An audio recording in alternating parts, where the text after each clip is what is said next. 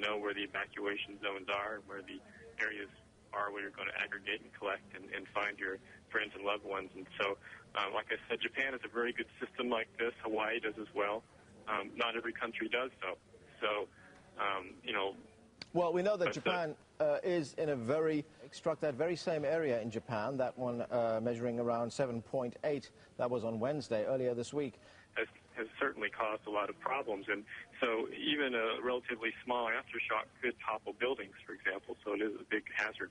It goes all the way up to Russia, Guam, Taiwan, the Philippines, Indonesia, as well as Hawaii itself. So that warning would be for all these countries. Primarily is toward the... but in terms of human life as well. Television, all public transport in the capital has been stopped. Rail passengers have been left to walk along the lines. The quake, which is the biggest island that makes up Japan and one of the most populated as well. And the quake has prompted warnings of a tsunami.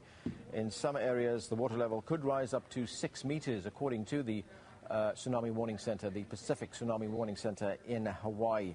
And there are already reports of a 1 meter high wall of water hitting the east coast of Japan. In fact, these pictures that we're looking at here show some of that water that's hit the coast, a wave of water that came off the coast, washed up on land. We can see it over there. These are the latest pictures that we're getting from Japanese television. The quake struck mid-afternoon Japanese time, around 3 o'clock in the afternoon. That's on Friday, and the epicenter was about 125 kilometers off the eastern coast, and as we've been reporting, at a very shallow depth of 24 meters.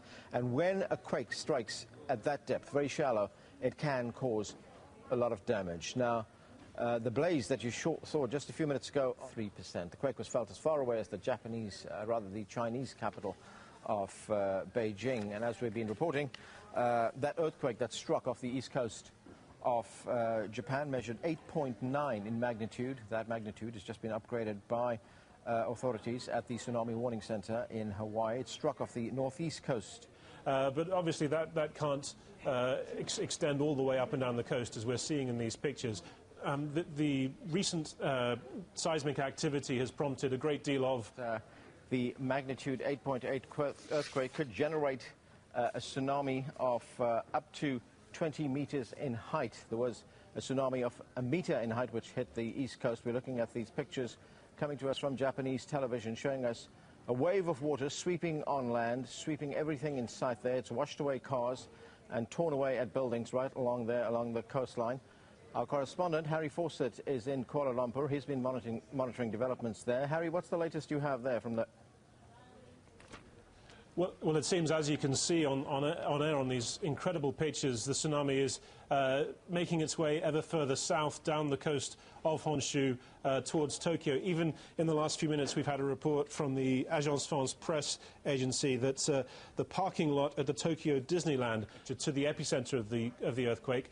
We understand it was about 120 kilometers off the coast, and the first waves of water. Gli edifici a Tokyo hanno fortemente tremato, la gente è scesa in strada presa dal panico, i trasporti sono stati sospesi, fermi i treni e chiuso l'aeroporto di Tokyo. Al momento le notizie parlano di numerosi feriti, ci sono anche notizie di incendi sulla costa. Le autorità hanno lanciato l'allerta tsunami ai massimi livelli. L'agenzia meteorologica giapponese ha parlato di un rischio di onde anomale fino a 10 metri di ampiezza, soprattutto nelle prefetture di Miyagi e Ibaraki. Was that there were no sensors out in the sea to warn people of a tsunami advancing down on them, and then there was a lot of money that was spent to put those sensors out in the sea so that people would know when a tsunami was coming down. Would that have been operational today?